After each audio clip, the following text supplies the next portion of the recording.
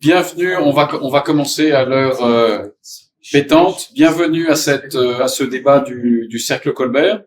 Alors le Cercle Colbert est un cercle de réflexion sur les collectivités, sur les territoires, spécialisés sur ces sujets, avec des thématiques parfois assez techniques sur les collectivités, les finances des collectivités, le fonctionnement des collectivités, et des choses plus générales sur les réformes territoriales.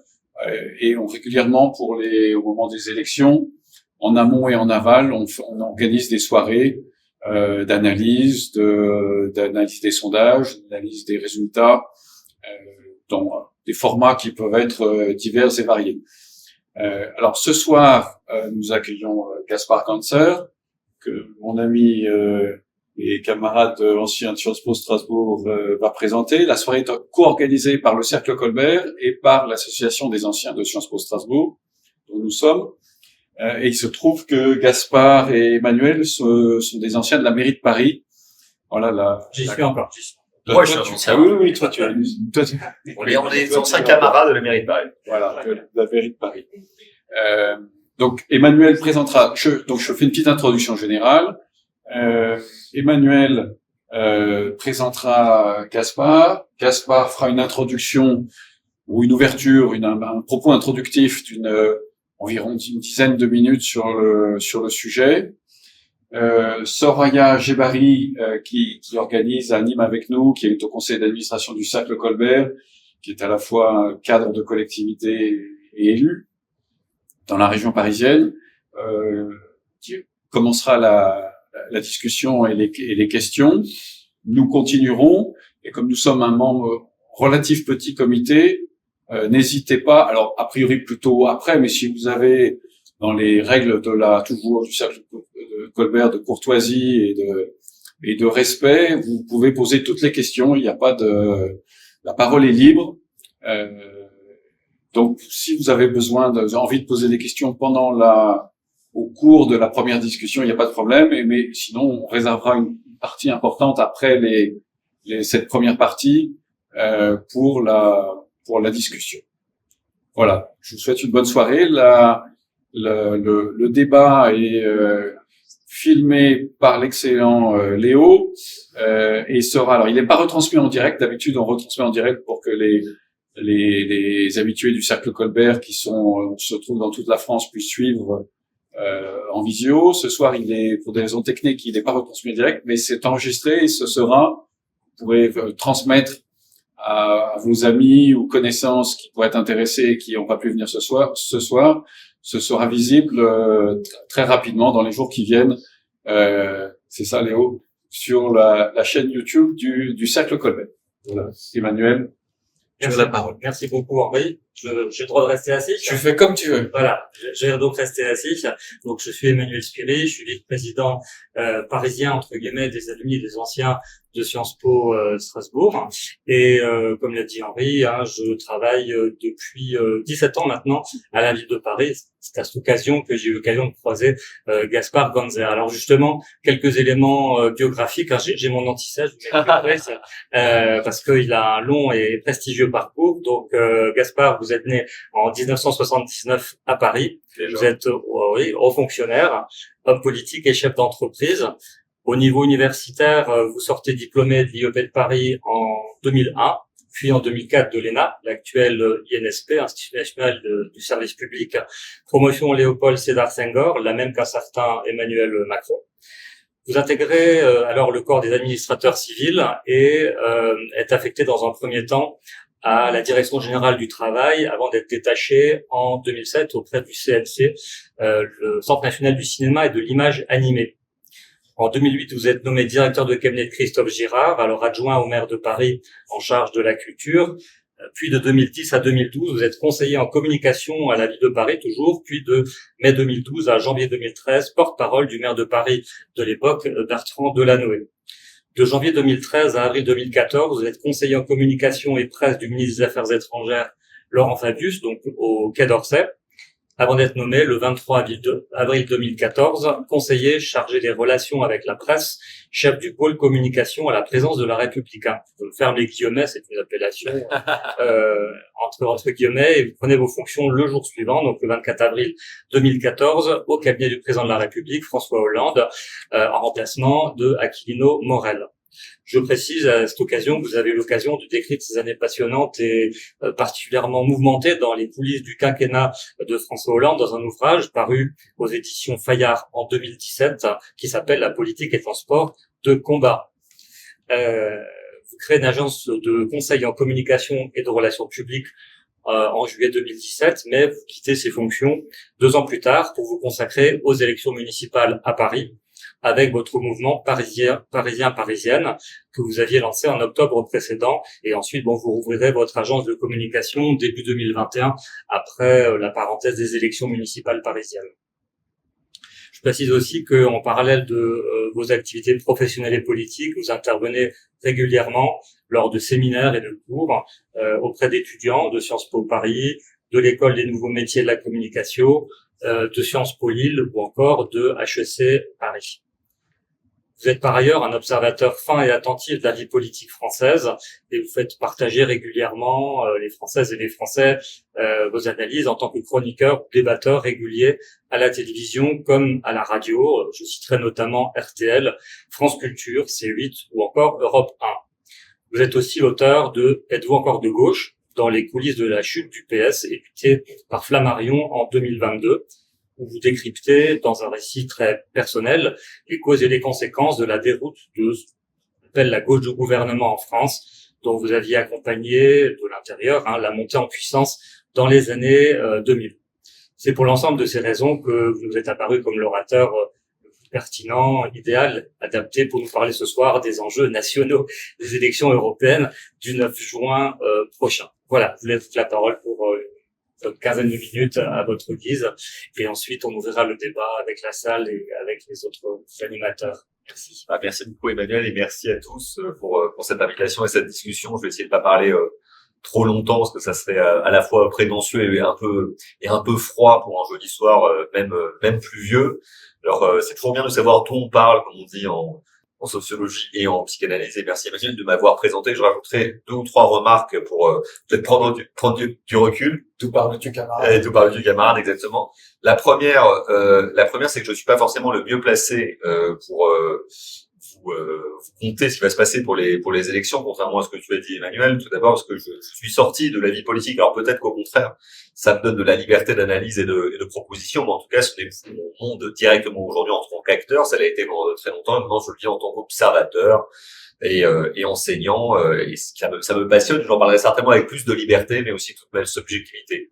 La deuxième, c'est que j'ai déjà été candidat à des élections et je n'ai pas été élu. Donc peut-être que je ne suis pas le meilleur conseiller de moi-même, mais je vais essayer justement d'en retenir des leçons pour parler de l'extérieur. Et la troisième chose, c'est que j'ai participé à des élections européennes, non pas en tant que candidat, mais en tant que militant à plusieurs reprises et aussi conseiller de candidats. Et c'est pour ça que ce sujet me passionne particulièrement. Donc, les élections, elles ont lieu dans un peu plus d'un mois maintenant, le 9 juin.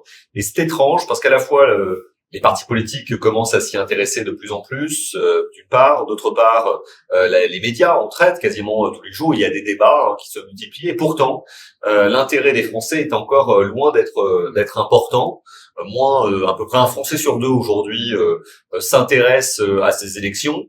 Et en termes de participation, les projections de participation pour ces élections, ce qu'on dit en tout cas les sondages, ça varie d'un institut à l'autre, nous montrent que en gros une personne sur 2 se prépare à aller voter à ces élections. Alors ça semble peu pour une échéance démocratique aussi importante que celle-ci, et en même temps c'est l'étiage normal des élections européennes depuis les derniers scrutins, et c'est même devenu l'étiage normal aux dernières grandes élections. Si je mets les élections présidentielles de côté, parce que les élections présidentielles ont toujours eu des participations très importantes, 70-80%. Les autres élections, y compris législatives, maintenant, ne parviennent plus à réunir un électeur sur 2. Et vous savez que pendant le Covid, mais c'était un peu une anomalie, il y a eu même un taux de participation qui est descendu incroyablement bas au premier tour, et je ne parle même pas du deuxième. On était à moins de 30% de participation. Cette fois, on peut imaginer qu'on sera aux alentours de 50%, peut-être plus, Et à titre personnel, j'ai l'espoir qu'il y ait plus de 2/3 des Français qui viennent s'intéresser à ces élections, puisque les enjeux sont importants. Il y a des enjeux européens et des enjeux nationaux. Je vais me concentrer sur les enjeux nationaux, mais les enjeux européens sont capitaux. Cette élection se déploie dans un contexte incroyable. Certains d'entre vous connaissent bien les relations internationales ici, donc je peux besoin en faire la leçon. Mais évidemment, la situation à l'est de l'Europe, la crise énergétique, la crise économique qui se profile, et qui est d'ailleurs déjà là largement dans beaucoup de pays d'Europe, et puis ce moment politique incroyable dans lequel peut-être que pour la première fois de l'histoire, les groupes, on va dire, même s'ils sont variés, populistes, nationalistes ou d'extrême droite, arriveront majoritaires dans plusieurs pays et représenteront peut-être la deuxième force, si on les agglomère, parce qu'ils appartiennent à des groupes politiques différents au niveau européen, la deuxième force au sein du Parlement européen, ou alors la troisième. Donc il y a des enjeux capitaux du point de vue des relations internationales, du point de vue économique, et pour l'Europe elle-même, puisqu'on sent bien que celle-ci, en dehors des périodes de crise, a du mal à se redessiner un chemin sur le long terme, même s'il y a des choix importants qui ont pu être faits récemment sur les questions énergétiques, même s'ils sont challengés. Par exemple, récemment, j'ai entendu un commissaire européen français être tenté par la remise en cause de l'objectif de 2035 pour la fin du moteur thermique, sur les questions de défense, sur les questions d'agriculture. Les enjeux européens sont considérables, et moi, même n'étant pas en campagne, je ne vais pas me concentrer là-dessus. Je vais revenir plutôt sur le niveau national et ce qui se passe en France. Les élections européennes, c'est intéressant parce que quand on fait un bon score aux élections européennes, on a évidemment tendance à s'en féliciter et à voir les ailes qui commencent à battre très fort et très vite, parce qu'on se voit dessiner un destin présidentiel à ces élections qui sont souvent des élections de mi-mandat. Et quand les scores sont moins bons, on a tendance à les relativiser. Et pendant la campagne électorale, on voit les uns et les autres osciller entre les deux postures à mesure que les sondages augmentent ou se retournent. Si on revient historiquement, il est vrai que les élections européennes n'ont été que rarement annonciatrices de changements profonds au niveau national. La dernière fois, par exemple, Yannick Jadot avait un peu créé la surprise avec les Verts en apparaissant au-dessus des 10%, contrairement à ce que les sondages lui prédisaient. Et pourtant, à l'élection présidentielle, il a fait moins de 5%. Si je me souviens bien, dans les élections européennes qui avaient précédé les élections présidentielle de 2012, c'était la droite qui était arrivée en tête, et pourtant Nicolas Sarkozy avait fait un bon score, et finalement Nicolas Sarkozy avait perdu aux élections suivantes. Et le Rassemblement national est arrivé en tête aux élections européennes de 2014 et de 2019, et pour autant, il n'est pas réussi à arriver en tête aux élections présidentielles qui ont suivi, même si on fait à chaque fois des scores très important. Donc les élections, elles sont pas forcément annonciatrices de quelque chose, mais pourtant elles créent un choc politique toujours, d'une part, et d'autre part, elles permettent d'avoir quand même une photo assez claire de ce qu'est l'état de l'opinion publique. Les électeurs envoient un message au moment des élections européennes, et elles ont toujours un effet sur la suite du mandat, ou en tout cas sur sa poursuite. Et là, on sent que les Français ont quand même vraiment l'intérêt ou l'intention, en tout cas, d'envoyer un message particulièrement fort, et on voit que ce message s'annonce particulièrement brutal dans un sens comme dans l'autre. Et alors c'est le jeu, parce que comme je ne fais plus moi-même de politique, je peux m'amuser à faire des pronostics, et comme ça vous pourrez bien rire quand dans quelques semaines vous observerez les résultats et que vous verrez que je me suis totalement trompé. Donc je vais prendre le risque de vous annoncer ce qui va se passer après le 9 juin. Donc je vous l'ai dit déjà, je pense que là, je vais me mettre avec ma boule de cristal type Madame Irma et vous dire que le 9 juin, la participation sera peut-être un peu plus importante que ce qu'on aurait pu imaginer. Peut-être plus proche des 60% que des 50%. Pourquoi ? Parce qu'on sent venir une forme de dramatisation du scrutin qui va forcément conduire à une mobilisation des différents camps. On voit que Jean-Luc Mélenchon est en train d'accélérer sa présence dans la campagne. On voit que Glucksmann est porté par une vague médiatique et sondagère qui le conduit à accélérer aussi. On voit qu'Emmanuel Macron n'a pas dit son dernier mot, puisqu'il va jeter toutes ses forces dans la bataille tout en disant qu'il ne fait pas campagne, bien évidemment, notamment dans les derniers jours du scrutin. Vous aurez observé que le calendrier fait que le 6 juin tombe 3 jours avant le 9 juin, ça tombe bien. Le 6 juin, le président de la République, dans toute sa majesté, réunira les chefs d'État et de gouvernement en Normandie pour les commémorations du débarquement en Normandie. Et on peut imaginer qu'à cette occasion, il mettra le maximum de poids politique dans la balance pour intéresser les Français et dramatiser le scrutin. Il l'a déjà fait la semaine dernière en disant l'Europe peut mourir, en faisant référence à Paul Valéry, en citant Camus abondamment et bien d'autres. On peut imaginer que cette dramatisation sera poussée jusqu'à l'outrance dans les derniers jours de la campagne, et évidemment ça va réveiller l'intérêt des électeurs, peut-être pour aller voter pour la liste Renaissance, ou tout simplement pour se mobiliser pour le scrutin. Et puis, donc je pense premier élément, donc l'élément, il y aura certainement plus de participation prévue. Deuxième chose, on peut imaginer que les courbes à un mois du scrutin s'inversent rarement, mais en général elles se poursuivent. Et donc si vous suivez cette thèse, on voit assez bien ce qui peut se passer en mode accéléré. Il est tout à fait possible que le Rassemblement national fasse au moins 30 et peut-être plus. Il y a deux façons de voir les choses, s'agissant du Front national, Rassemblement national. Soit on peut imaginer que la courbe se poursuive, et dans ce cas-là, qu'il fasse non pas 30 mais 35, ce qui serait un séisme, hein, ça serait plus de 10 points de plus que la dernière fois. 35, ça rapproche quand même de scores titanesque en vue d'une élection présidentielle, et surtout ça mettrait certainement le deuxième à plus de 20 points derrière le Rassemblement national. Donc on imagine le séisme que ça produirait dans l'opinion publique, hein, la perturbation, et je pense que le président de la République aurait du mal à relativiser le scrutin dans ce cas-là, mais on peut imaginer que les Français aient envie d'envoyer un message fort dans ce contexte très particulier. Donc ça, c'est la première possibilité.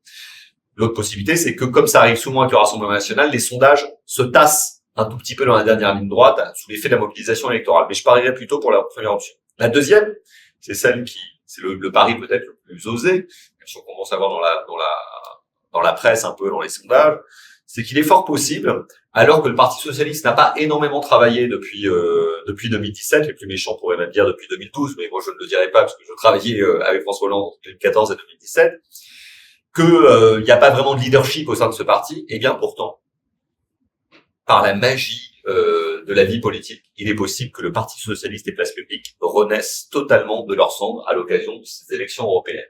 Vous savez, je crois qu'un philosophe, sociologue, a dit les hommes font l'histoire, certes, mais ils ne savent pas l'histoire qu'ils font. Et bien là, c'est ce qui va se passer. Raphaël Glucksmann, le Parti socialiste et Place publique vont être l'instrument des Français, certainement pour envoyer un message d'une part à Emmanuel Macron et d'autre part certainement aussi à Jean-Luc Mélenchon. Et il est tout à fait possible qu'après le score un peu piteux, il faut le reconnaître, d'Anne Hidalgo, mais elle ne peut pas le dire, il est venu au droit de réserve à l'élection présidentielle, eh bien Raphaël Glucksmann, deuxième pari, fasse plus que Valérie Hayé. Et dans ce cas-là, ça sera pas du tout quelque chose d'anodin pour la suite de la vie politique française, parce que ça enverra plusieurs signaux très importants et ça cassera plusieurs storytelling qui se sont imposés, plusieurs narratifs qui se sont imposés au cours des dernières semaines et des derniers mois. Premier narratif, la seule opposition au Rassemblement national, c'est la majorité présidentielle. À partir du moment où il y a un autre parti devant la majorité présidentielle, eh bien cet argument tombe. La première opposition au Rassemblement national, ça deviendra le Parti socialiste. Même en le disant, on a du mal à y croire, compte tenu du fait qu'ils étaient à 2% lors de la dernière élection présidentielle. Ça cassera ce narratif. Le deuxième narratif que ça cassera, c'est à gauche, le leadership, c'est la France insoumise. Si Manon Aubry fait 5 ou 6% et que Raphaël Glucksmann fait 15 ou 16%, cet argument ne pourra plus valoir. Donc, ça bougera quand même une grosse tectonique des plaques pour les 3 années suivantes. Et peut-être même que les gens vont se dire, mais peut-être que finalement, le successeur d'Emmanuel Macron, la successeur d'Emmanuel Macron, n'est pas forcément quelqu'un de son camp présidentiel, n'est pas forcément du Rassemblement national, mais peut-être d'un autre parti. Donc, c'est le deuxième parti et ça sera aussi un deuxième séisme. Troisième séisme, c'est le niveau de Valérie Hayé. La pauvre Valérie Hayé, qui est, je crois, une bonne députée européenne, très assidue, qui fait son travail, qui, quand elle prend la parole, est aussi sérieuse que possible. Elle n'a aucune notoriété. Or, c'est très important dans une campagne d'envergure nationale. Et elle se retrouve face à des gens qui sont plus expérimentés qu'elle dans le débat, dans le cadre des campagnes électorales. Au moment où on se parle, je crois tout à l'heure, elle est en débat face à Jordan Bardella, même si je pense... À 21h, donc vous aurez le temps de le voir en rentrant. Je pense qu'elle est très compétente, Valérie Hayé, mais qu'elle a beaucoup moins l'habitude de ce genre de shoot, et je crains pour elle que ça se passe très très mal. Donc ça va être très difficile pour elle, peut-être qu'elle sera derrière Raphaël Glucksmann, c'est mon premier pari, mais il est même possible qu'elle soit beaucoup plus bas que ce qu'on peut imaginer. Parce que si les Français commencent à voir que dans les sondages, les courbes se sont croisées, la tentation peut être très forte de sanctionner.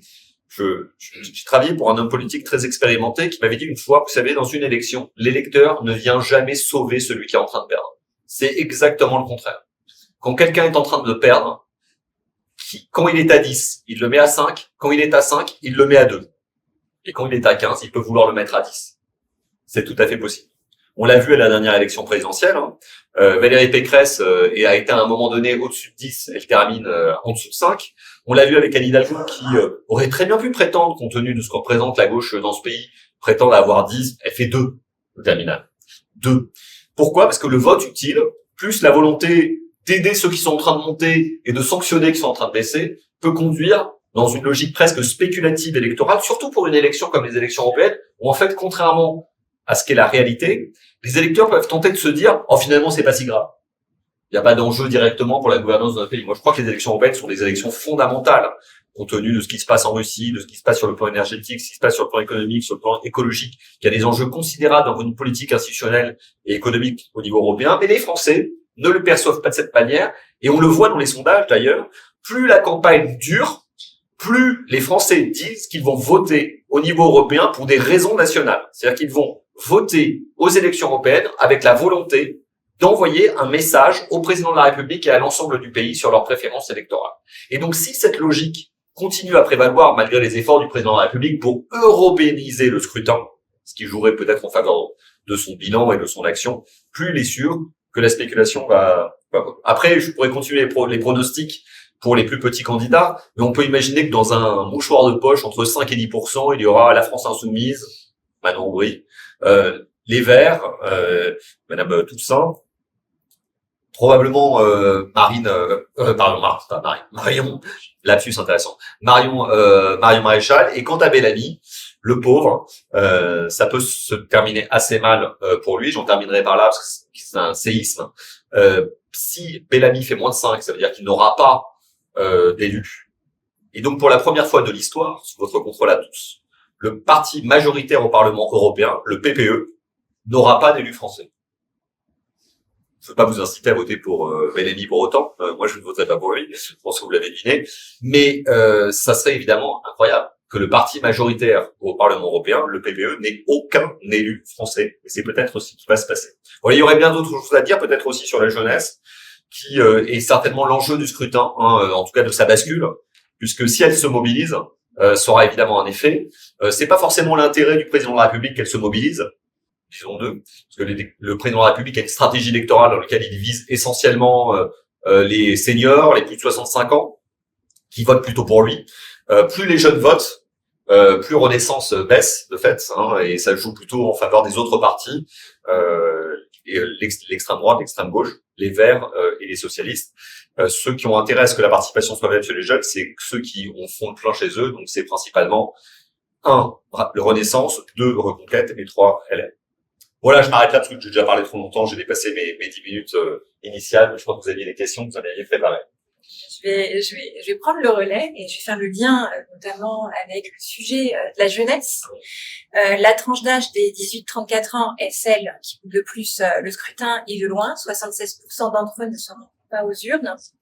Parmi ceux qui feront le déplacement, la liste de Jordan Bardella l'emporte largement. Selon un baromètre d'OpinionWay, 41% des 25-34 ans ont l'intention de voter pour le Rassemblement national. Selon vous, les campagnes de communication ciblées sur les plateformes en ligne et les réseaux sociaux tels que TikTok auront-elles un rôle prépondérant à jouer dans les futures campagnes électorales politiques, tant dans la mobilisation que dans la persuasion des jeunes dépolitisés ou éloignés des scrutins?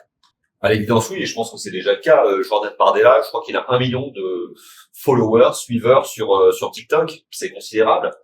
Jean-Luc Mélenchon, qui a fait un score extraordinaire à la dernière élection présidentielle, est aussi très puissant sur les plateformes, notamment sur YouTube, où il a vraiment pris un temps d'avance. Et d'ailleurs, c'est intéressant, c'est que Bardella, qui a moins de 30 ans, et Mélenchon, qui a plus de 70, sont l'un et l'autre très forts sur les réseaux sociaux, comme quoi c'est pas une question d'âge.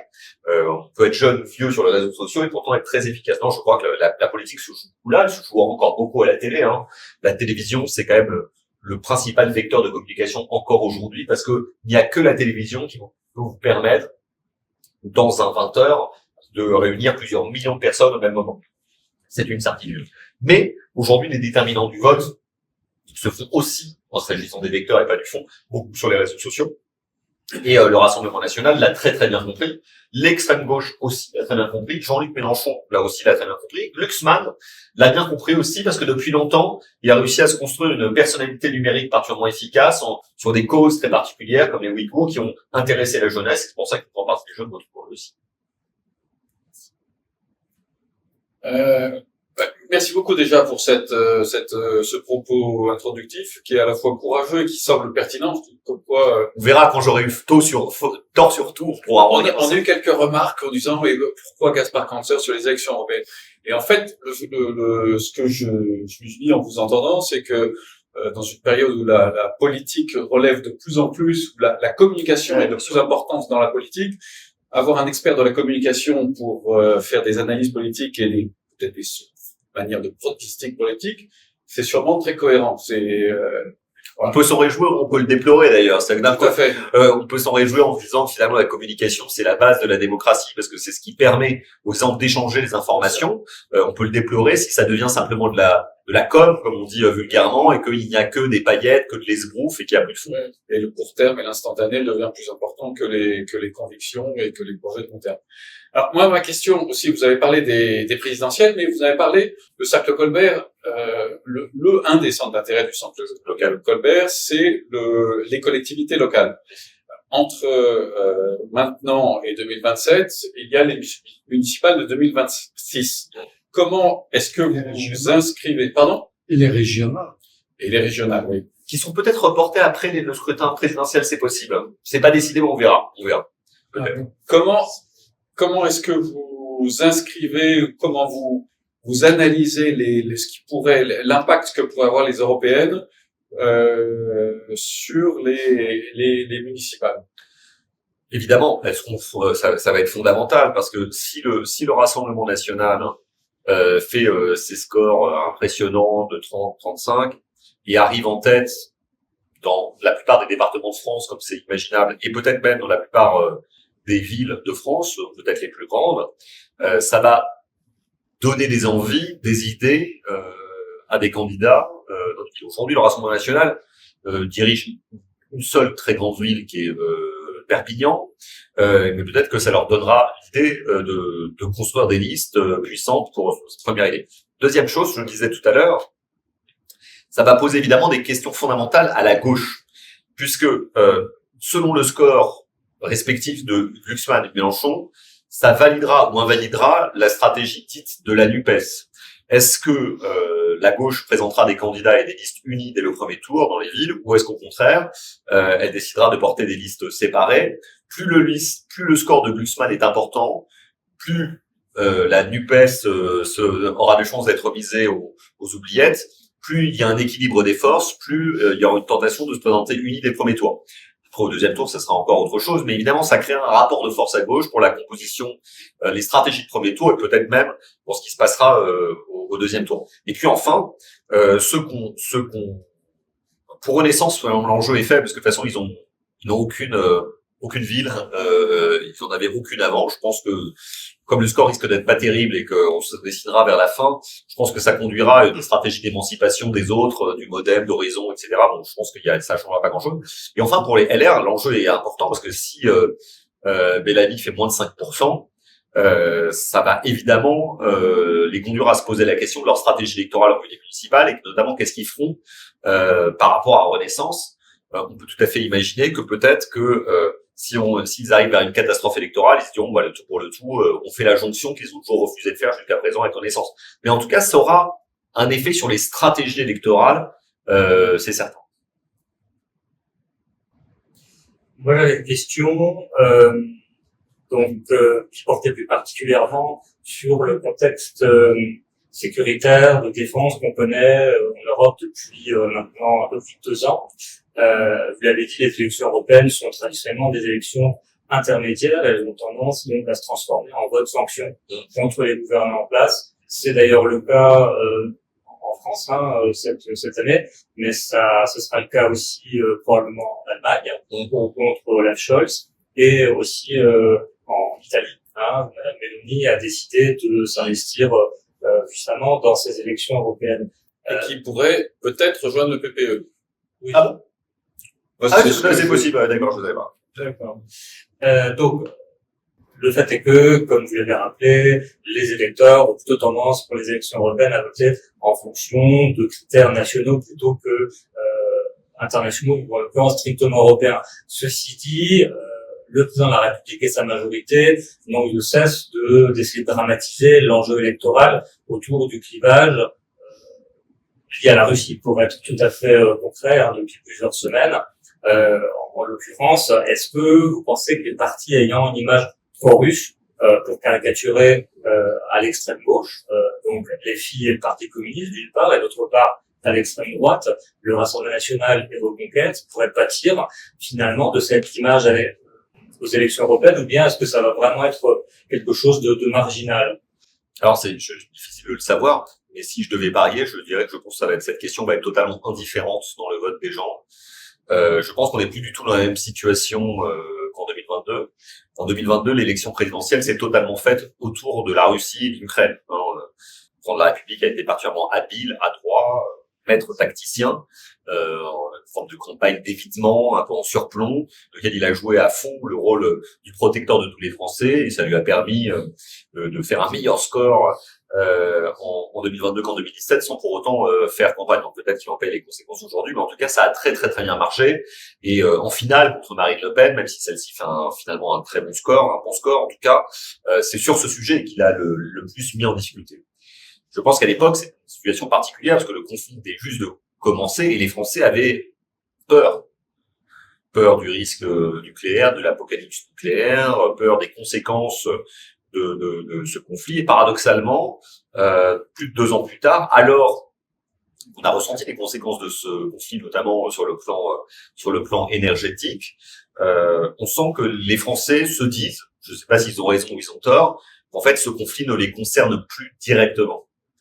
Et donc, bon, l'attitude du Rassemblement national ou de la France insoumise vis-à-vis de la Russie ne me semble plus centrale pour les électeurs. Le président de la République, on l'a vu, essayer de dramatiser l'enjeu à plusieurs reprises déjà. Il a dramatisé en disant, après la réception de Zelensky à un sommet à l'Élysée, que la France pouvait éventuellement, ou les Européens, envoyer des troupes au sol en Ukraine. Ça a fait polémique, mais on est passé à autre chose. En fait, les Français, les médias sont passés à autre chose. Plus récemment, il a dit l'Europe mourir, les mots sont quand même très très forts. Et il parlait de la sécurité collective. J'ai pas l'impression que les Français se soucient beaucoup du fait que l'Europe puisse mourir. Donc non, je pense que ça a été intériorisé. Qu'évidemment, les électeurs les plus fidèles du président de la République, évidemment, c'est important pour eux. Mais c'est pas dans l'électorat le plus fidèle que se joue l'élection. C'est plus large que ça. Je le déplore, moi, à titre personnel, je préférais que les gens se prononcent sur les questions européennes ou diplomatiques dans les élections européennes. Je pense que c'est pas le cas. Est-ce qu'il y a déjà à ce stade Oui, vous avez parlé des différents... Présentez-vous peut-être... Xavier Driancourt, et je suis... Moi, je vous connais, mais présentez-vous. Voilà, je suis diplomate et ancien ambassadeur de France en Algérie à 2 reprises. Il faut parler là-dedans. C'est un cas unique de comeback, d'ailleurs. Oui, voilà. Comme quoi les comebacks sont possibles. Non, vous avez parlé des différents séismes. J'ai une question et une remarque et une question, ou 2 questions. Vous avez parlé des différents séismes, mais quid du séisme que vous avez juste effleuré, qui est le séisme pour le président de la République en réalité, et qu'est-ce qu'il peut faire après, pendant 3 ans qui lui restera comme mandat, avec d'une part une chambre qui est ce qu'elle est, et d'autre part une recomposition politique que vous avez parfaitement décrite. Et deuxième question, est-ce que finalement, on ne revient pas dès cette élection européenne, si vos pronostics se vérifient, à ce qu'a été la bipolarisation, un bloc de droite qui sera recomposé autour du RN et un bloc de gauche peut-être autour de Glucksmann? Oui, alors en tout cas, je pense qu'on va revenir. Enfin, moi j'ai toujours pensé, non pas que je le souhaite, que les 10 ans, le décennat, comme on dit, d'Emmanuel Macron, était une forme de parenthèse ou d'expérience, un peu comme d'une certaine manière, il y a eu le cas de Giscard d'Estaing pendant 7 ans, qui avait tenté une recomposition puissante de la vie politique, et qu'on reviendra à un clivage droite-gauche. Alors après, je pense, comme vous, qu'on ne retombera pas exactement sur les mêmes pieds, que les pieds sont certainement un peu différents, qu'il est certainement un peu tout pour savoir exactement quels sont les équilibres, mais on voit bien quelles sont les forces motrices. Je pense pas, en tout cas, qu'Emmanuel Macron aura d'héritiers et de droite et de gauche. Je pense que dans son propre camp, ce sont des héritiers du centre droit assez classiques, et qu'après le reste de la droite se recomposera avec probablement une polarisation autour du Rassemblement national. Je pense qu'on est assez d'accord sur ce sujet. Et à gauche, je pense que c'est plus incertain. Les cartes continueront de bouger jusqu'en 2027 et on verra comment ça se termine. Sur l'autre point, je n'aimerais pas être à la place du président de la République, que je connais bien, comme Emmanuel l'a dit tout à l'heure, parce que c'est vrai que pour lui, la situation politique est déjà pas facile, puisque il est quelque part un peu dans la position comme on dit, du canard boiteux, du lame dog à l'américaine, plutôt que les autres, c'est-à-dire qu'il ne peut pas se représenter. Donc chaque jour qui passe, c'est comme le supplice chinois ou le sablier, il y a moins de puissance dans sa partie du sablier, et après 2024 et peut-être encore plus après les Jeux Olympiques, les gens se diront bon voilà, je sais pas si c'est la fin du début ou le début de la fin, mais on se projettera vers l'élection présidentielle. En tout cas, les gens se positionneront par rapport à ces élections, et les médias que je connais bien seront vraiment sur cette échéance électorale. Les élections municipales sont très importantes aussi, mais elles sont beaucoup moins excitantes pour les médias que les présidentielles. Donc, il a ce problème, il peut pas se représenter. Deuxièmement, il a cette absence de majorité, où là, on voit bien qu'il n'a pas de solution évidente. Et en plus, on voit que sur le plan international, mais là, je parle vraiment sous votre contrôle, même s'il est aujourd'hui un des dirigeants européens les plus anciens, il a moins peut-être de capacité d'initiative qu'il pouvait en avoir au tout départ. En tout cas, tel que je le sens, en Europe, les équilibres vont moins dans son sens. La relation avec Zelensky est compliquée. Avec nos partenaires algériens, marocains, tout autant. Et paradoxalement, depuis que Biden est à la Maison Blanche, on sent qu'il y a moins de marge de manœuvre. J'ai lu quelque part qu'ils attendaient avec impatience que Trump devienne président pour recréer du rapport de force. J'espère que c'est pas vrai, parce que je trouverais ça assez inquiétant. Donc, c'est pas l'international qui va le sauver, même si la tentation pour un président qui est en fin de mandat ou qui est empêché, comme a été le cas de François Hollande, c'est de se concentrer sur l'international, les voyages, les déplacements à l'étranger. Mais bon, c'est quand même, c'est pas que ça en fait l'action politique d'un président de la République, c'est aussi l'action politique nationale. Peut-être un premier scénario, je me concentre sur l'international. Je suis un peu sceptique. Le deuxième, c'est le scénario on va dire du Big Bang. C'est-à-dire il tente le tout pour le tout. Alors le tout pour le tout, il peut avoir deux versions. Le référendum au sens gaulien du terme. Je mets la totalité de ma mise sur la table.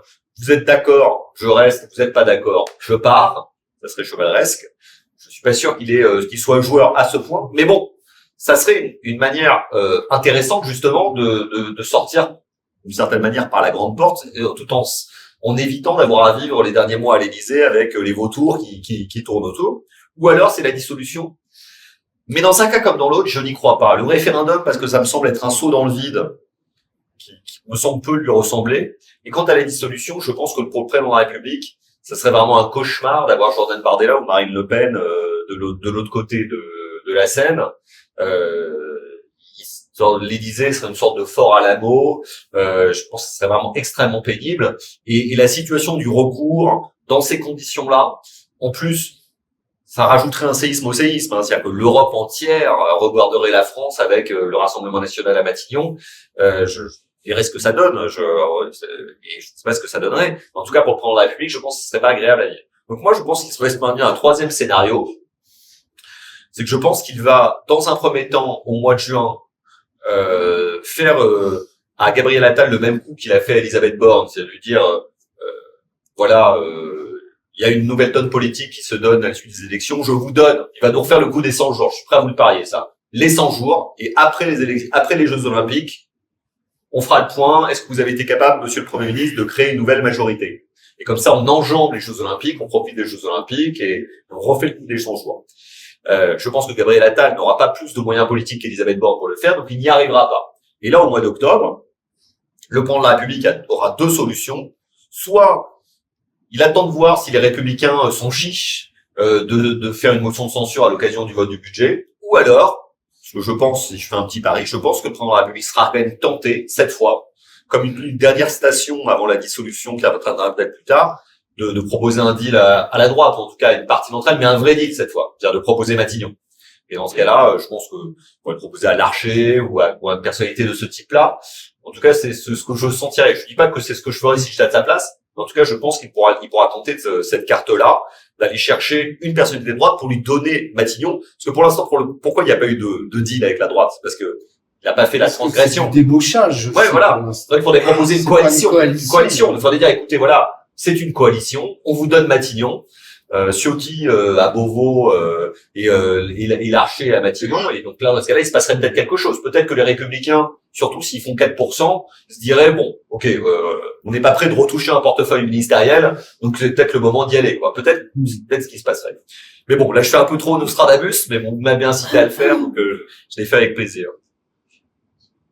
Alors, est-ce qu'il y a des Ali? Il faut transmettre le... Oui, bonjour, je suis Ali Belguit, je suis professeur, chef d'entreprise et président d'une association, l'association franco-arabe pour la formation et l'éducation. Est-ce que tu peux monter le son un tout petit peu? Non, mais avec ta... Parlez un peu plus fort. Avec ta bouche. Ah ben, d'accord, là. Alors, voilà, merci pour les intervenants. Je vous vois préoccupé par, je dirais, la dimension politique des élections. Or, je pense que en tant que Français et Européen, et aussi quelqu'un d'origine africaine, tunisienne, je suis aussi préoccupé par les sujets qui touchent à l'écologie, qui touchent au digital. On sait que la France, l'Europe aussi, elle est très en retard par rapport à d'autres pays, pour ne citer que la Chine ou les US. Dans ces domaines-là, est-ce que cette élection-là va éveiller les dirigeants? Parce que nous, on est des citoyens, on vote. Est-ce que le dirigeant, une fois il est, enfin l'élu, est-ce qu'une fois il est élu, il va se préoccuper de ces sujets-là, sans parler bien sûr de l'éducation, qui est très, je dirais, demandeuse de changement, de transformation vers le mieux. Bon, moi, à titre personnel, j'en rêve et je le souhaite. On a parlé tout à l'heure des enjeux de sécurité qui sont importants, les enjeux énergétiques qui sont capitaux. Mais évidemment, les enjeux écologiques le sont tout autant, voire plus, et les enjeux liés au numérique, au digital, à l'intelligence artificielle le sont tout autant. Et c'est à cette échelle-là, continentale au moins, qu'on peut espérer régler les sujets. D'ailleurs, l'Union européenne, il faut le reconnaître, a quand même fait beaucoup de choses sur ces sujets, sur le Digital Service Act, par exemple, d'une part, les réflexions en cours sur l'intelligence artificielle et sur l'écologie, il y a eu beaucoup de choses qui ont été faites. Et l'élection européenne devrait porter sur ces sujets. La sécurité européenne, l'écologie, ce n'est pas le cas. Mais les GAFA restent quand même... Oui, mais ça serait bien que, à l'occasion des élections européennes, on parle de ces sujets, mais c'est pas du tout le cas. Regardons, les sondages disent que ces sujets n'interviennent pas du tout en tête des préoccupations des Français, qui restent le pouvoir d'achat, la sécurité, la santé, et encore après l'immigration, le chômage et autres. En tout cas, pas du tout des sujets liés à la construction européenne. Et même, je rajouterais, sur ces deux sujets que vous avez cités, l'intelligence artificielle et l'écologie, on sent une forme de découragement dans l'opinion publique. Du côté de l'écologie, une forme de green backlash dans lequel beaucoup d'espoirs ont été suscités par la COP21, par les progrès de l'Union européenne en la matière. Mais on sent en ce moment qu'on rentre dans le dur et que les gens sont beaucoup moins prêts à faire les efforts nécessaires et sacrifices nécessaires. Je le disais tout à l'heure sur la voiture, on aurait pu le dire sur les facteurs énergétiques. Moi, souvenez-vous, quand le prix de l'essence a augmenté, les gens ont tous demandé des chèques énergie. Personne ne s'est dit ah oui on va rouler, etc. Non, les gens sont attachés au mode de consommation lié aux énergies fossiles. Je ne les juge pas, ni que c'est positif ni que c'est négatif, mais j'ai observé qu'il y a encore du chemin à faire sur ces sujets. Et quant à l'intelligence artificielle, je pense qu'il y a une prise de conscience que c'est au niveau européen qu'on peut faire des choses. D'ailleurs, il y a des champions français, je peux peut-être un peu moins dire que vous, qui sont en train de se dessiner, comme Mistral, je trouve que c'est intéressant ce qu'ils sont en train de faire. Mais les gens doutent quand même de notre capacité à tenir tête d'une part aux GAFA, mais de l'autre côté à TikTok, si on parle plus généralement des réseaux sociaux. Donc je l'aimerais, mais j'en doute. Je regarde peu la télé, mais ça m'arrive quand même de le faire. Et récemment, j'étais chez moi, j'ai regardé plusieurs soirs de suite les chaînes d'information en passant. J'aurais aimé voir des sujets sur l'écologie, j'aurais aimé voir des sujets sur l'intelligence artificielle. Je n'ai vu que des sujets sur la sécurité et les faits divers. Je parle même pas de pouvoir d'achat. Je n'ai vu que des sujets sur l'agression de tel enfant ou tel adolescent à la sortie d'un collège, sur telle star de la chanson qui se serait tiré une balle dans la poitrine, sur telle personnalité du cinéma accusée d'agression sexuelle, que de la violence et du fait divers, que ça, rien d'autre. Je prends un parallèle. En 2002, souvenons-nous de cette élection, on avait dit que le reportage de TF1 sur Papivoise, qui avait été tabassé chez lui 2 jours avant le scrutin, avait certainement contribué d'une certaine manière au climat anxiogène, ou en tout cas à la validation des thèses de Jacques Chirac sur la sécurité comme priorité, et qu'après, peut-être que ça a eu un rôle dans l'arrivée de Jean-Marie Le Pen au 2e tour. Je pense que Lionel Jospin avait aussi fait beaucoup d'efforts pour pas se qualifier au 2e tour, et que la gauche est particulièrement dispersée. Mais on avait pu dire ça. C'était un reportage. Là, aujourd'hui, c'est tous les jours, tous les soirs, sans interruption. On ne parle que de ça. On est très loin, malheureusement, de l'écologie et de l'intelligence artificielle. C'est raté. Ah, une question dans le fond. Membre élu du Cercle Colbert. Bonsoir, bonsoir à toutes et tous, vous m'entendez? Ouais. Donc Corentin Le Fur, donc oui, je fréquente le Cercle Colbert depuis longtemps, comme ça a été dit. Je suis également cadre territorial depuis maintenant quelques temps. Alors, bon, ça deviendra peut-être une question au départ, c'est plutôt une remarque en vous entendant. Étant élu, mais par exemple, je suis élu, mais pas mobilisé sur la campagne des européennes, justement parce que je trouve que cette campagne actuellement n'a absolument aucun intérêt sur le fond. C'est-à-dire que les Français, quand on entend parler, n'entendent pas vraiment parler de sujets de fond, qui en plus ont une certaine technicité quand on projette sur l'échelon européen, pas d'intelligence artificielle, ou alors des marronniers, la défense européenne, ce genre de choses qui a du mal à se concrétiser dans l'esprit.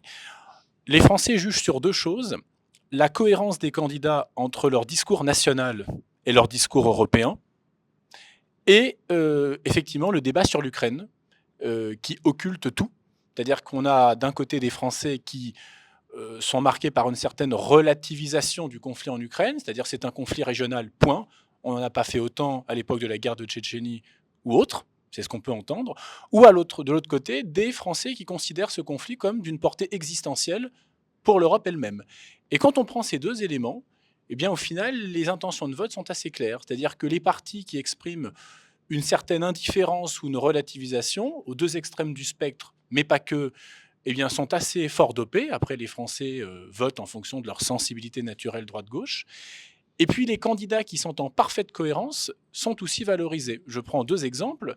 Vous parliez de Glucksmann. Moi, je ne vois pas du tout à Glucksmann un destin national. Je dis en toute honnêteté, j'étais ancien élu Les Républicains. Je ne le suis plus. Mais ce n'est pas par rapport à ça que je ne vois pas de destin à M. Glucksmann. C'est simplement qu'il est parfaitement dans son créneau sur la partie européenne. Ce n'est pas un politique qui est perçu comme sensible à la question nationale, lui-même le revendiquant, et on peut dire que sur la question ukrainienne, il est plutôt offensif, hein, avec aussi d'autres activités. Si on prend de l'autre côté un François-Xavier Bellamy, c'est quelqu'un qui a un discours national en totale incohérence avec le parti européen au sein duquel il aspire siéger, le Parti populaire, qui est quand même un parti qui est devenu un parti démocrate chrétien un peu mou, très bleu décoloré, qui est totalement en incohérence avec des discours de M. Ciotti qui en fait ont 70% de base commune avec un discours de Marion Maréchal par exemple.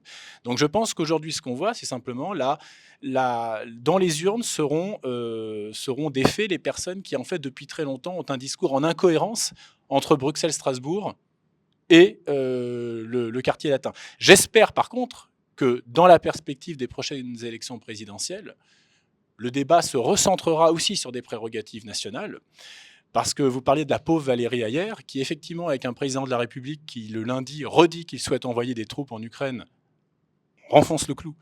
Et le mardi explique que, quelque part, tout nationaliste est un Brexiteur caché.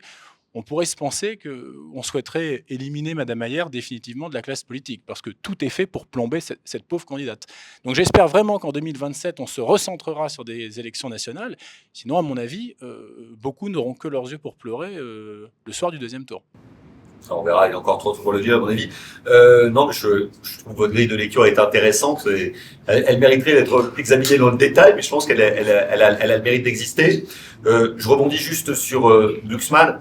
Je suis d'accord avec vous. Je pense que déjà Glucksmann, premièrement, il est l'instrument de la volonté des Français, certainement d'envoyer un message à Mélenchon et à Macron, je l'ai dit tout à l'heure. Et puis en plus, il s'est construit une légitimité sur les sujets européens parce qu'il est sortant, qu'il est apparu comme sincère sur l'Ukraine, qu'en plus, ses prises de parole sur les Ouïghours qui n'ont rien à voir directement avec l'Union européenne lui ont donné une couleur politique qui est intéressante pour une partie de la population. Et les gens se disent en plus qu'en votant pour lui au niveau européen, ça n'engage à rien sur le plan national. En revanche, je pense que derrière lui, ça fait bouger une tectonique des plaques sur la place du centre-gauche, on va dire. C'est plutôt ça ce que je voulais dire, mais vous m'avez permis de préciser ma pensée.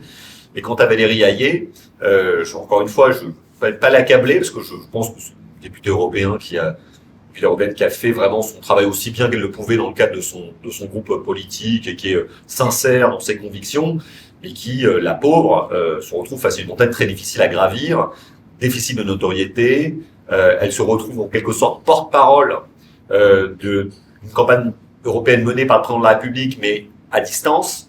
Et elle n'est pas dans la même situation que Nathalie Loiseau, qui est quand même très expérimentée, en carrière de diplomate, bien évidemment, mais en plus, elle avait quand même déjà un certain âge, elle avait été ministre, donc elle partait pas de zéro. Valérie, personne ne la connaît. Là, pour le coup, je suis vraiment le communicant. Je pense que la notoriété, c'est quand même fondamental dans une élection qui se joue au niveau national. Les gens vont chercher son nom sur le bulletin. C'est terrible. Je pense que beaucoup des électeurs potentiels de la majorité présidentielle n'ont pas encore intériorisé son nom.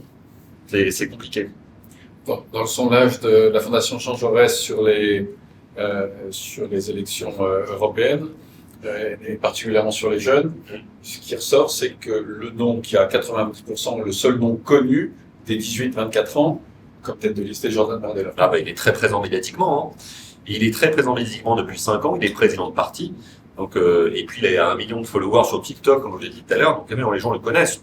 Après, les autres, c'est pas non plus des inconnus. Je pense que Glucksmann est quand même aussi assez connu, mais les autres, il l'est devenu en tout cas. Et les autres sont pas très connus. Monsieur Marion Maréchal, je pense qu'il est quand même très connu. Mais les gens n'ont pas forcément compris qu'elle était candidate à cette élection. Oui. Et où elle se situait dans le paysage politique. Ouais. J'ai une question. Tout à l'heure, on parlait il y a eu une séquence sur Emmanuel Macron. J'aimerais avoir votre avis sur deux choses. Un, sur le scénario après la présidence.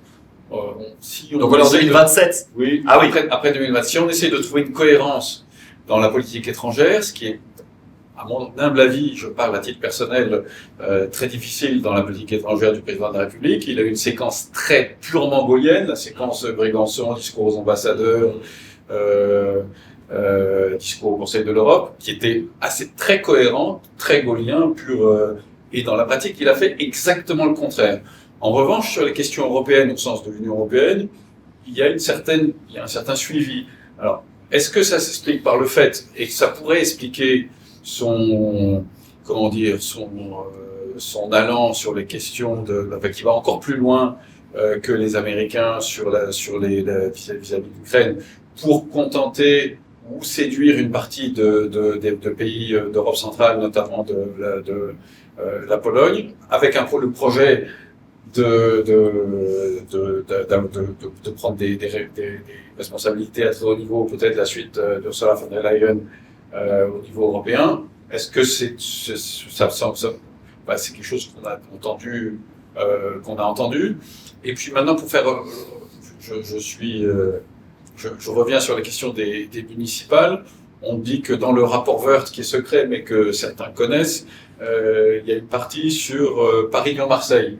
Et que pour pallier le fait que vous mentionniez tout à l'heure que le parti du président de la République n'a aucun élu locaux, il pourrait réformer justement le mode de scrutin de Paris-Lyon-Marseille pour essayer ce sont des choses qui surveillent comme le monde, c'est pas par la cuisine des découpages, la cuisine électorale, pour essayer de faire en sorte que son parti puisse avoir des élus. Est-ce que ça vous semble quelque chose Et ça, c'est quelque chose que j'ai entendu d'amis de gauche et de droite bien informés relativement. Ouais, je vais répondre sur les deux questions. Alors sur la première, alors je parle vraiment sous le contrôle de Xavier Dayancourt, qui connaît mieux que ça, beaucoup mieux que moi ça. J'ai même du mal à le dire.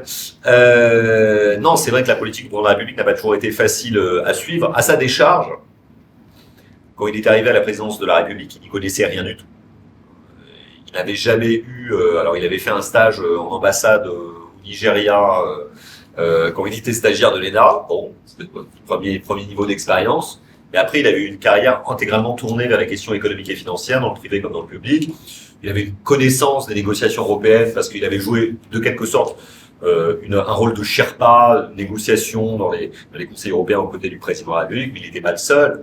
Il était très jeune et ça l'a conduit à faire beaucoup d'erreurs. Hein. Je n'en ferai pas la liste parce que ça serait dramatique. Mais pour moi qui avait travaillé avec un président de la République pendant 3 ans, qui avait aussi fait des erreurs, bien évidemment, mais qui avait fait ce qu'il avait pu dans un monde dangereux, on a reçu beaucoup de leçons a posteriori sur la Syrie, sur la Russie, sur l'Europe, sur les États-Unis, sur le thème, sur l'Algérie, sur le Maroc, en expliquant que tout allait changer et que tout allait réussir.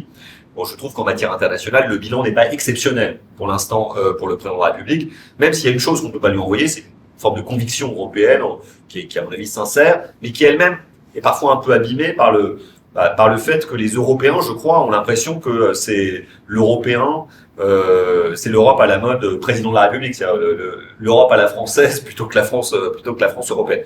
Donc je ne sais pas comment ça se passera après. J'en ai vraiment aucune idée. Je pense qu'il va pas être facile d'être diplomate en ce moment ou de se projeter en tant que diplomate dans 3 ans parce que il y a la doctrine s'est complexifiée. Je crois qu'il y avait quand même une forme de continuité sous la Ve République dans nos grandes options de politique étrangère, même s'il y avait eu des changements, bien évidemment. Et là, on est entré d'une phase un peu chaotique dans lequel j'ai du mal à voir quel sera notre avenir. En plus, dans un monde qui a quand même beaucoup changé dans son équilibre des puissances et de sorte qu'on n'aurait pas forcément pu l'imaginer. Donc là, vraiment, je donne ma langue au chat. Je ne sais pas comment ça va se passer après 2027. Sur la question du mode de scrutin, je crois qu'effectivement, à l'Élysée, ils sont très tentés de renouer avec ce qu'on appelle le gerrymandering, c'est-à-dire le découpage électoral pour jouer en faveur de la majorité présidentielle. Mais bon, c'est une mauvaise idée parce qu'il y a une règle d'airain en matière de redécoupage électoral, c'est que quand on redécoupe, on perd toujours l'élection derrière. C'est toujours comme ça que ça se passe.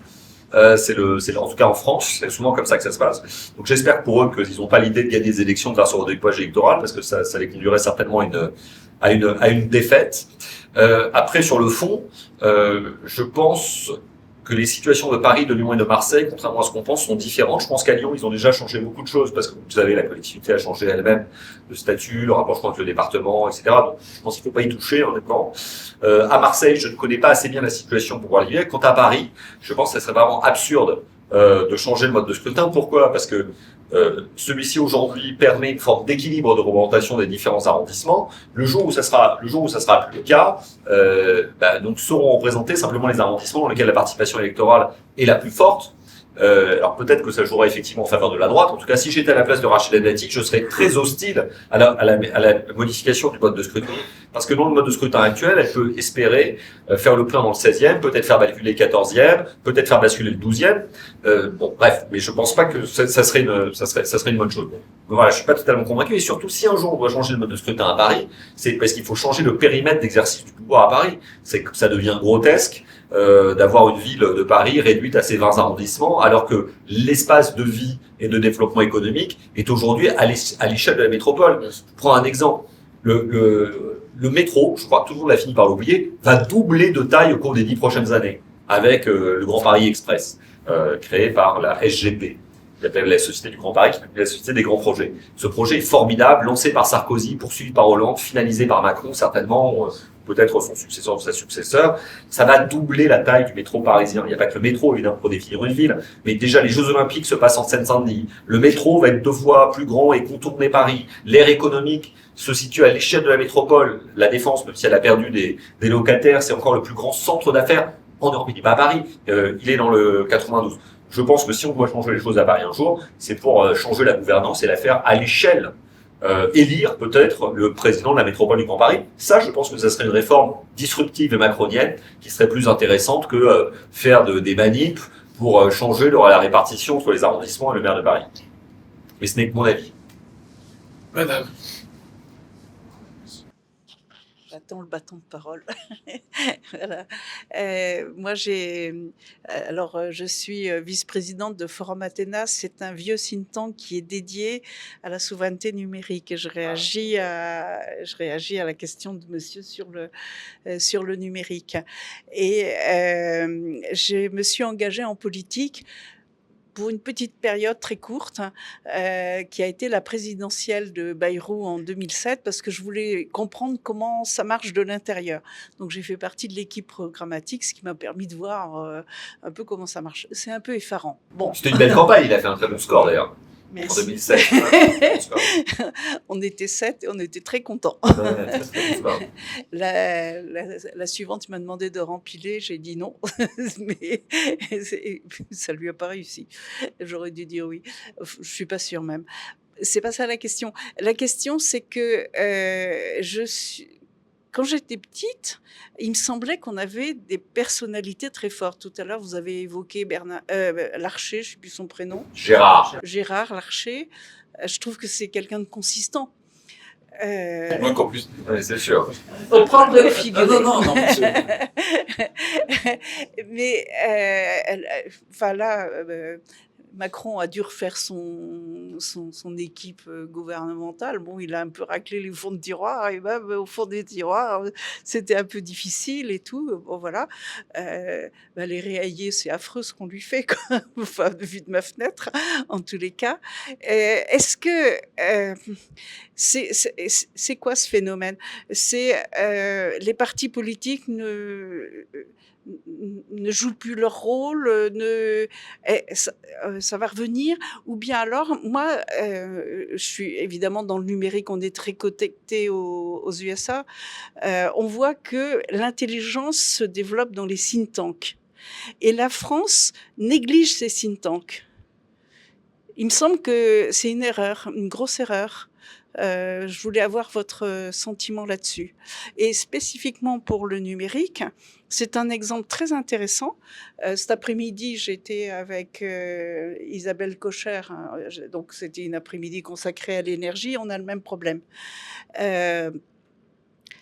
Il y a des problèmes très graves qu'il faut absolument maîtriser. La souveraineté numérique, c'est un vrai sujet. Et pourquoi on n'arrive pas à le résoudre? Ça nous ramène au sujet précédent. C'est parce qu'on a des politiques qui nous disent « mais c'est trop compliqué, vous nous dites la chose, le contraire, on ne sait plus.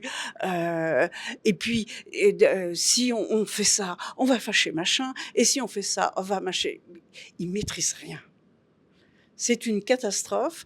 Les sujets sont très compliqués et j'ai l'impression que dans leurs activités parlementaires, ils sont submergés de travail, mais du travail complètement en surf sur les questions. Et l'autre jour, je discutais avec une fille qui m'a dit « Ah, quand j'ai été élue, je me suis postée volontaire pour m'occuper de la souveraineté numérique côté médias, influence, etc. » Et puis, elle me dit « Bon, du coup, je me retrouve dans la commission, elle est même vice-présidente de la commission. » Elle dit « Mais c'est trop compliqué, moi, je ne connaissais rien, je n'arrive pas à pénétrer le sujet. » Comment on peut s'en sortir ? C'est catastrophique. Enfin, bon. Non, mais c'est. La FNAC, c'est catastrophique. Je suis toujours plein d'espoir. Je vais essayer d'en redonner. Je vais commencer par les mauvaises nouvelles. La première, c'est que je pense que malheureusement, le pouvoir s'est quand même beaucoup déplacé de la puissance publique vers autre chose, et notamment les organisations privées, type entreprise. Qui a le plus de pouvoir entre Gabriel Attal et Elon Musk, entre Emmanuel Macron et Elon Musk, je pense que la question se pose. Elle ne se serait pas posée à l'époque du général de Gaulle. Je ne trouve pas un chef d'État français encore beaucoup de pouvoir, bien évidemment, mais il doit composer aujourd'hui avec des forces extrêmement puissantes, moyens quasi illimités, qui n'étaient pas si faciles à réguler. Des Américains, j'aurais pu citer des Chinois ou des Indiens. Je le vois aujourd'hui, hein, même s'il y a toujours beaucoup de candidats à l'INSP, ancienne ENA, à la sortie de Sciences Po à Paris, à Strasbourg et autres, il y a moins d'intérêt qu'avant. Les meilleurs étudiants ou élèves d'une génération préfèrent sans doute créer une entreprise, une start-up, aller travailler dans un grand cabinet de conseil ou aller travailler à l'étranger dans la Silicon Valley, que de passer le concours de l'ENA pour devenir administrateur civil. Je le regrette, hein. Moi, c'est probablement le choix que j'ai fait, mais c'est ce que j'observe. Il y a toujours des belles choses à faire, mais ça attire quand même un tout petit peu moins.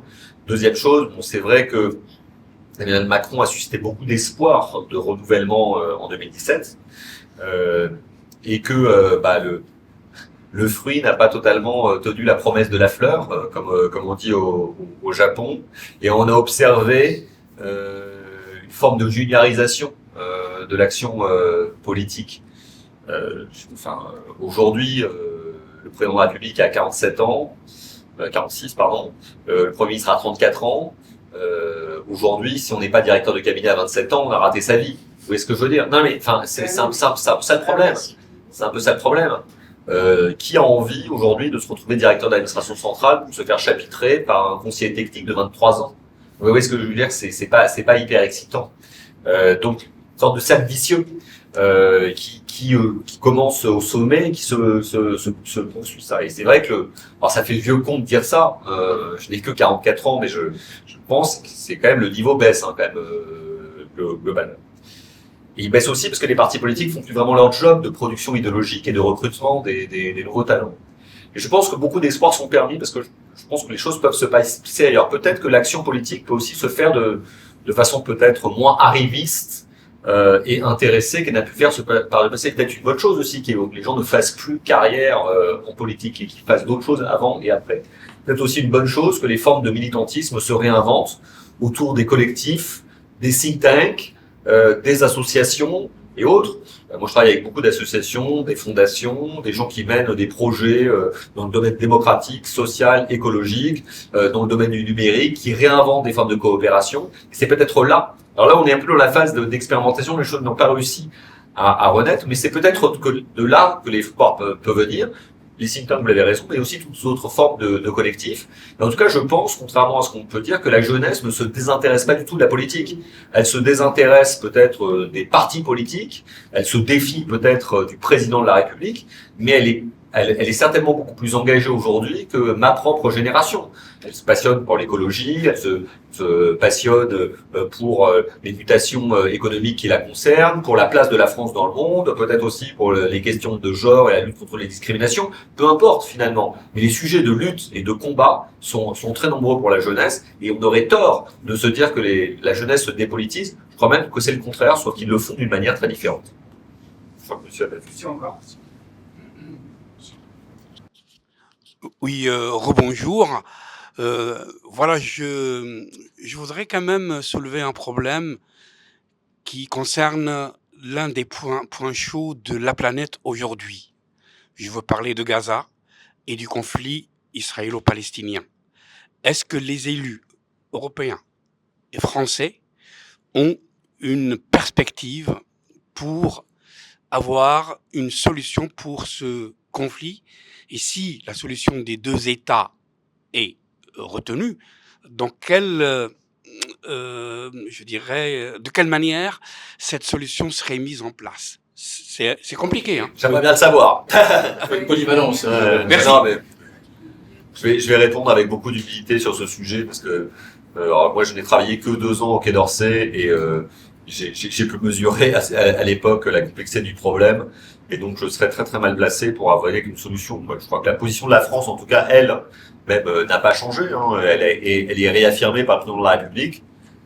Je dois le dire, dans l'indifférence générale, j'ai observé récemment que le président de la République a co-signé une tribune avec des chefs d'État de pays arabes, si je me souviens bien, sur ce sujet, qui était assez courageuse, appelant la solution à 2 États, appelant un cessez-le-feu immédiat. C'était ça, oui. Je cherchais les 2 pays. Moi, j'ai trouvé que cette prise de position était intéressante et courageuse. Et j'observe qu'elle n'a produit aucun effet. Et ça m'a évidemment attristé. Je crains, malheureusement, mais sur votre contrôle à tous, que la France aujourd'hui soit pas en position de jouer un rôle moteur en la matière et qu'on soit très dépendant des autres. Alors on peut réaffirmer notre position de principe, on peut jouer notre rôle avec d'autres, certainement peut-être avec l'Union européenne qui a un peu disparu de la circulation, mais je suis assez pessimiste sur ce sujet parce que le déferlement de haine et de violence de part et d'autre au cours des derniers mois, évidemment, me révolte comme nous tous. Mais la révolte, malheureusement, ne permet pas de simplement créer des solutions pour l'avenir. Et là, même si sur le principe, moi, je souscris totalement à la position du président de la République, j'ai du mal à voir comment celle-ci peut être implémentée. Merci. Benoît Maclé, étudiant à l'école de commerce de Rennes. Vous avez évoqué effectivement, quand vous avez parlé de la gauche, à une ou deux reprises, le terme d'extrême gauche. Et je crois plutôt, moi, dans mon analyse, avec la montée de Glucksmann, je crois plutôt qu'il y a une large partie de militants, mais tout simplement de citoyens, qui se considèrent de gauche et d'une gauche républicaine. Et je crois qu'à travers l'émergence de Glucksmann, ils ont une véritable alternative et ils sont même délivrés de positions de certains qui se disaient à gauche, mais qui ne sont pas tout à fait non seulement à la hauteur de ce qu'est la gauche, et tout simplement à la hauteur des sujets. Et je crois qu'il ne faut pas non plus, dans le débat public, on n'en parle pas assez de cette position de certains à gauche qui se cachent derrière des valeurs et qui se drapent de valeurs qui ne sont pas les leurs pour défendre d'autres idées. Vous avez le sentiment ? J'ai le sentiment que certains avancent masqués et que d'autres, la véritable gauche républicaine, aujourd'hui, revient sur le terrain parce que justement, la véritable gauche républicaine, elle a quelque chose à dire sur des sujets et elle avance à visage découvert sur des idées qui sont nobles et qui s'inscrivent dans le jeu qui s'inscrivent dans l'espace de la vie démocratique. Ça, c'était simplement le premier point. Et le deuxième point, très rapidement, juste vous avez parlé d'écologie, sur la réticence effectivement sur les moyens de consommation. Il y a un point qui est tout à fait intéressant. Luc Châtel était en Chine il y a 24 ou 48 heures, je crois.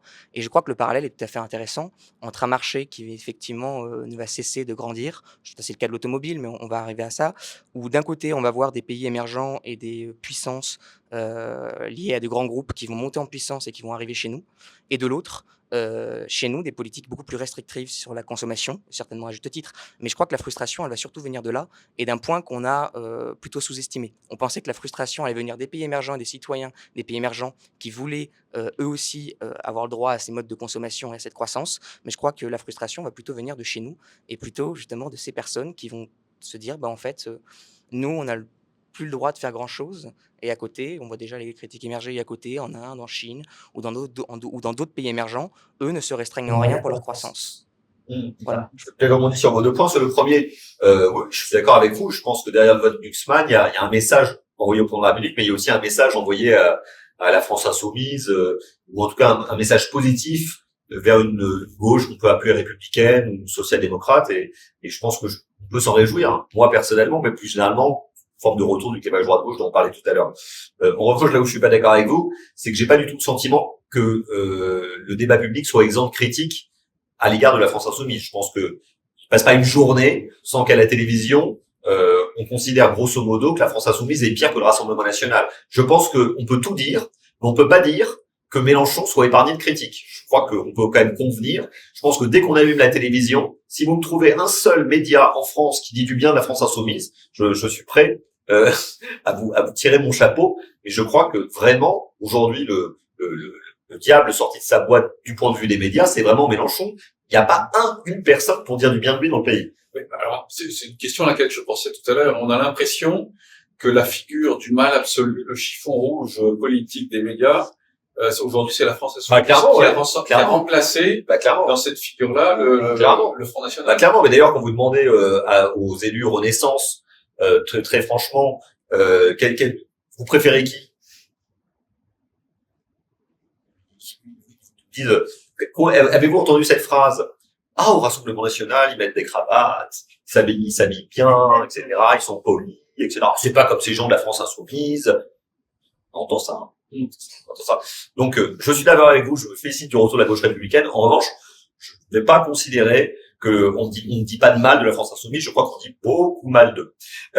Sur le deuxième point, sur le rapport avec la Chine, je vois que votre remarque est très intéressante et elle est assez juste. Je ne sais pas à quel moment, à titre personnel, on a commis l'erreur dans le développement de d'un nouveau modèle de consommation. En revanche, ce que j'observe, c'est que on est en train de prendre du retard vis-à-vis de la Chine, mais aussi vis-à-vis des États-Unis. J'ai lu il y a quelques jours un article passionnant de Arnaud Le Parmentier du Monde sur le décalage de niveau de vie entre les États-Unis et les Européens, qui était quasiment équivalent il y a 20 ans. L'écart s'est closé de 30%. Je me dis, mais qu'est-ce qui s'est passé? Honnêtement, c'est impressionnant. Je crois que monsieur, vous aviez une remarque. Oui, voilà, la fin de l'autre fois. Non, là. Ah, pardon. Bonsoir, Léo Stork, je suis en affaires publiques Bouygues. Moi, je voulais En affaires publiques quoi? J'ai pas entendu. Bouygues. Ah oui, super. Je voulais rebondir sur ce qui a été dit avant sur la liste de Vallier-Rayet.